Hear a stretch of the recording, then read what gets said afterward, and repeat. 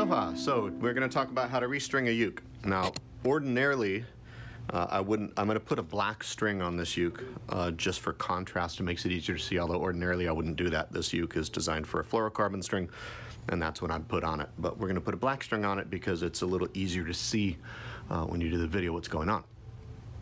So first thing is, in taking off the old strings, I'm not just going to cut them.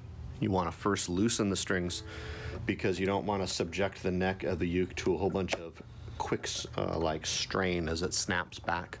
So the first thing I would do is loosen the strings. So I'll do that here.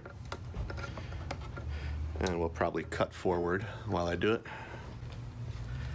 Okay, so here we are, the strings are loosened. So what I'm going to do here is I'm going to take off the strings. The top part of this knot here, you can just kind of slide it back on the string. Just take the string out.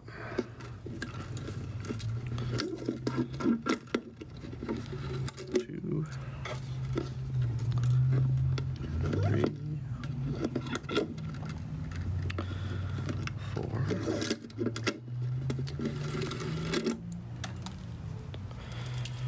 So those are all the old strings, and now we've got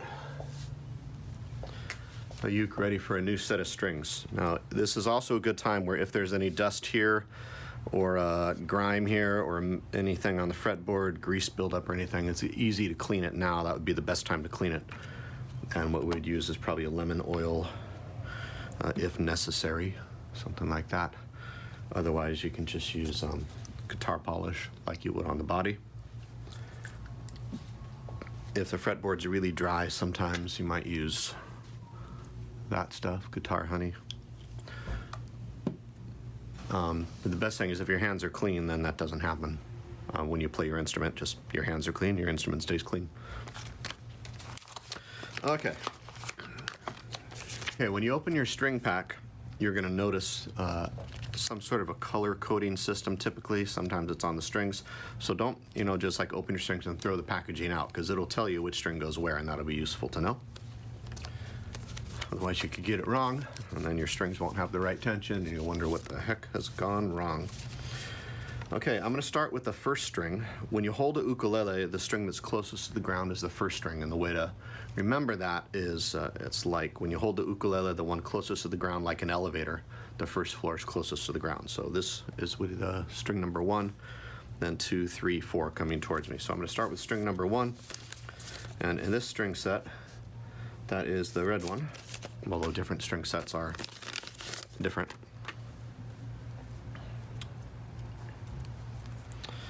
Okay, and hopefully this will be a good contrast for filming and showing you how to tie that knot. And who knows, when we put it on here, we might say, holy cow, I kind of like this. That's what we do. This is an example of what not to do, by the way. I got all twisted up. Hopefully the next one I'll do better. And so I'll cut, so you don't have to watch me untangle this. Okay, we've got our string all untangled here. So the first thing is we're going to take our string and put it through the puka here of the number 1 string. Puka, the Hawaiian word for the hole. So put it through the puka here until it comes out the other side. And now I'm going to make 3 motions. All motions go towards me here. So the first motion, we're going to put the loop at the end here. So we're going to go underneath the string towards me and pull back the opposite direction. Now I've got the hitch that goes around there. Now I'm going to make 2 more motions, both of which go towards me. I'm going to take the stem of this string, the end of it, and go around that loop right there towards me. Then I'm going to do the exact same thing again around the same loop again towards me. And that is what turns it into a figure 8 knot. And it looks like this. And now when I tighten this, and this is important, I'm not going to pull up on this end of the string towards me. I'm going to take this really close to where the knot is and pull down and away so that the knot tightens on the back of the bridge here. Sorry, you can't see that. You want the knot to tighten down here against the soundboard. You don't want the knot to tighten on top. So now I've done that, and the end of the knot is now on the back of the bridge, and the tail of this string is going to end up getting tied like as a braid as I string the other strings down here. Okay, let's talk about quickly what to do at the top. Go through the puka with the string. Then we're gonna wrap around the top here. Just one wrap around the top. And then if you can feed this through the same hole, but we're gonna go the opposite direction through that hole. And when we do, that will really lock that string in place. Like that. And what it's gonna do is it's gonna make, I'm gonna pull my hand away here so you can see what's going on. So it's making a loop essentially, and the loop is gonna tighten around the top of the stem here as I pull it. And once that's locked in there, then all I have to do is tighten my tuning gear. And here's something worth noting also. You want the string always to come from the inside here of the stem. You don't want the string feeding from the outside here. You want everything from the inside. Inside here, inside here, inside here, inside here. All feeding from the inside straight down the neck, not with any big diagonal angles as it goes through the nut. So then we can tighten that one up. And then as far as cutting off the string, you want to cut it not too short but not too long. So we're going to cut about 1 centimeter. Now this is also important when you go next to the instrument with a steel sharpened tool like this. Be careful. You don't want to ding the instrument. You don't want to be in a hurry. And when you carefully get your sharp steel instrument on that string, you leave about 1 centimeter. Hopefully you'll be able to see that. And cut it off while you're pulling away from the instrument gently. That way you just don't accidentally go towards the instrument. So just a little tail on there, just so it doesn't, slip back through the puka.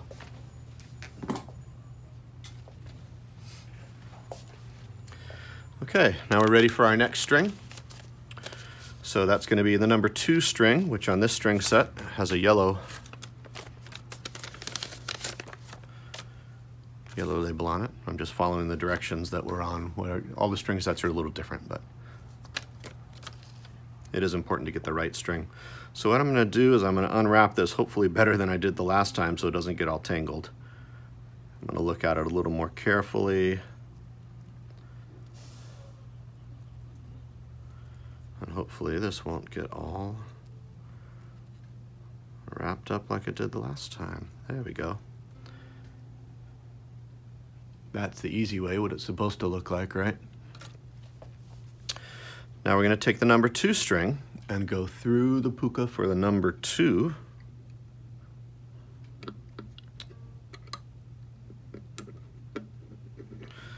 And as we do that, we're going to come underneath the tail of the previous string, on purpose underneath it, because when we pull the number 2 string now back towards us to make our hitch at the top, we're going to end up tying this string up in the knot. So we go towards us this way. Now we've got our hitch down there, and we're going to take the tail of the number 2 string and go around this part of the string 2 times, both motions towards us. So the hitch motion again was towards us. This motion goes towards us 1 time. Then I'm going to do another one 2 times through the same hole. Then when I tie off this string, I'm going to tie it off near the back. That's a little short, but it'll end up making it. But usually strings are longer, so you can leave a little more tail. I'm going to tie this knot again so that it's down against the back of the bridge. When I tighten it up, now it's down here in the back. It's not pointing up at the top towards the camera. It's on the back. Same thing up here on the top.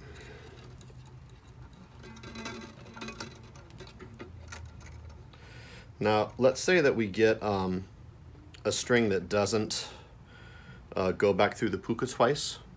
There's another way to do that. I'm gonna get the string reasonably taut, then I'm gonna pull about 2 inches of string And what I'm gonna do is I'm gonna then back up till there's about 1 centimeter on top. That's actually the same centimeter I'm gonna cut at the end. Take the string and do a manual wrap around the top. Then we're gonna keep tension on that temporary knot. And I'm gonna wind the string. And this is an important part. We want the stem of the string here to go over the active part of the string, because we want our string to wind as it goes around the post here. It is coming from the inside. We want it to wind increasingly towards the ukulele. We don't want it to wind increasingly towards the ceiling. So as I do this, now the wraps are going down this way. And if you have a tuner handy or you have your pitches memorized, there's that one. And now I'm going to take my wire cutters and clip that one off. Being careful not to ding the instrument with the wire cutters, leaving that same centimeter I had before when I started that knot. Clip, gently pulling away from the uke. And there's the number 2 string. Number 3 string, guess what we're gonna do? We're gonna wrap up all 3 of those now. And this is braided pretty tightly here, so try not to make a mess of it when I unwind it. All right, there we go. Number 3 string goes through the number 3 puka, wrapping up the other 2 strings, going underneath the previous 2 strings. So when I pull the number 3 string towards me, I'm gonna wrap up these in the same knot. They're gonna get braided neatly across the back. 3 motions, all of them go towards me, right? The first one, the hitch at the top, there it is. Now I'm gonna take the stem of this string and go around this twice, both motions towards me. Towards me once, towards me twice. And I'm gonna pull down on this and make sure all the tails of all these strings get pulled down on the back of the bridge when I tighten this. That way they'll all clip off neatly here at the end when I'm done, once I do the 4th string.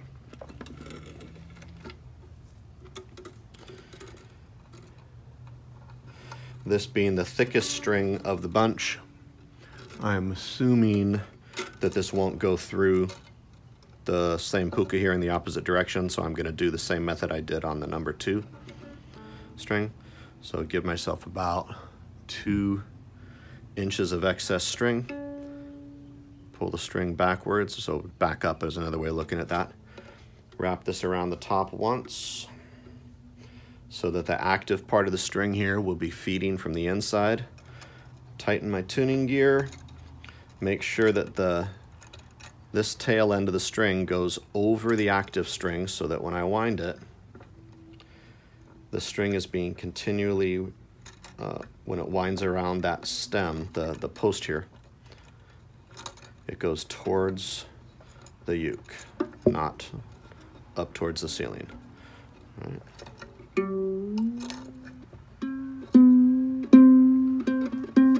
There's about our C here. Now I'm going to clip off my excess string. A lot of people like to leave these on here. I just think that's messy. Plus, I don't know, poke a kid in the eye or something. That would be kind of a bummer, right? Always be careful with sharp tools around a ukulele. All right, now we are to our last string, which in this case, dun dun dun, this is going to be a low G string. So if you wanted to just see how to put on a low G string, watch this part of the video. It's going to go just like the other ones though, except we're going to be tying all of the previous 3 strings up in the same knot with the number 4 string. So let's try to get this. This is one that's a little more sensitive if it's a metal wrap string. You don't want to put a kink in any string, but especially the metal wrap strings, you don't want to put a kink in there. So now we've got it gently straightened out. We're gonna run through here, through the puka, and now I'm wrapping up all 3 of the previous strings in the same knot. Same thing here, I'm gonna make 3 motions, all of which go towards me. The first motion is going to be to make the hitch at the top. And then I'm going to take the stem of this string, the number 4 string, and go through that loop 2 times towards me. Towards me once. Towards me twice. Now I've got my knot in place. And now I'm going to again pull downward towards the soundboard of the uke here. And I'm on the back of the bridge. Now these are all going to be, when I clip them off down here, they're going to be nice and neat and not poking anybody's arm. I've got my low G, and I'm going to do the same thing up here that I did with the other ones. Oh my God. Sorry, on the the store next door to me is a Birkenstock store, and right now they're that's a long story. I don't know if you can hear it, but we're listening to the melodious sounds of Celine Dion singing "My Heart Will Go On and On" through the wall from the next door. I guess it's payback for when we test out the amplifiers with the guitars. Okay, so the string goes through the puka here. I'm gonna back up 2 inches, do 1 manual wrap around the top of the post, making sure my active string is gonna feed from the inside here. I'm gonna wind, make sure the stem goes over the active string.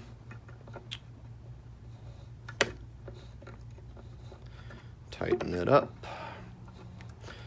Normally when I'm tightening this, I would hold the whole uke in my hands. I'm just keeping it on the table on the camera for really your benefit.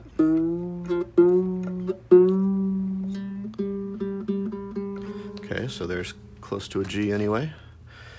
Sharp tools, always be careful. This is, by the way, on a wrapped string, this is important. You want to have very sharp tools. You don't want to have like an old dull thing, because you don't want to start this unwinding. I'll show you why in a moment. So I'm going to clip this off, leave about 1 centimeter. Sharp tool, quick clip. I want to completely sever that string. I don't want it to unwind. If it does start unwinding, then you want to clip off whatever unwinds. Here's the reason why. The inside of one of these strings, I'm going to just kind of pull it. So this is the, hopefully that'll show up on camera, the metal wrap part here that I'm tugging on. And inside here is the nylon filament in the center of the string. So this is a nylon core string with a metal wrap around it. It's the same thing as you'd find in a classical guitar string. In fact, if you need a substitute low G string here, and you can't find like a low G string wherever you are because you're not in Hawaii or something, it'd be easy to find in Hawaii. You can substitute a single D string for a classical guitar. Will substitute for a low G on a number 4 string ukulele. It's the same string gauge. Okay, let's get rid of this though.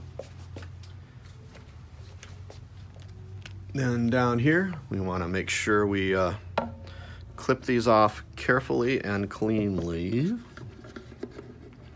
can clip them one at a time if you want. If you have really sharp tools, you can clip several at a time. In this case, I'm going to demonstrate the one at a time model. And we just want to make sure that when we cut the string, it's not, first of all, very careful not to scratch the uke. We want to make sure that the string is not pointing upwards towards somebody's arm, which would be uncomfortable.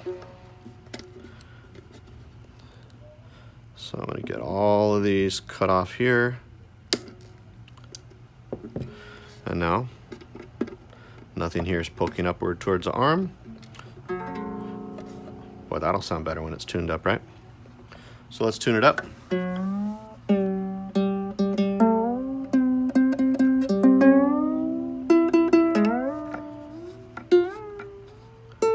So the strings will be a little stretchy at first. That's normal. It doesn't mean your tuning gears are defective or anything.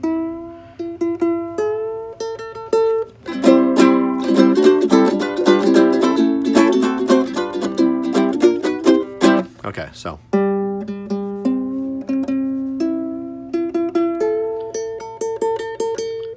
I'm going to tune it a little sharp on purpose there, just to help stretch them out. Another way to stretch out your strings, this is a trick, you want to be careful doing this like you always want to be careful doing it. It's, you know, be careful is always just good advice. Let's see if we can get this in screen here. What I'm going to do is I'm going to, I call it milking the string. So I'm going to pull along the length of the string from one end to the other.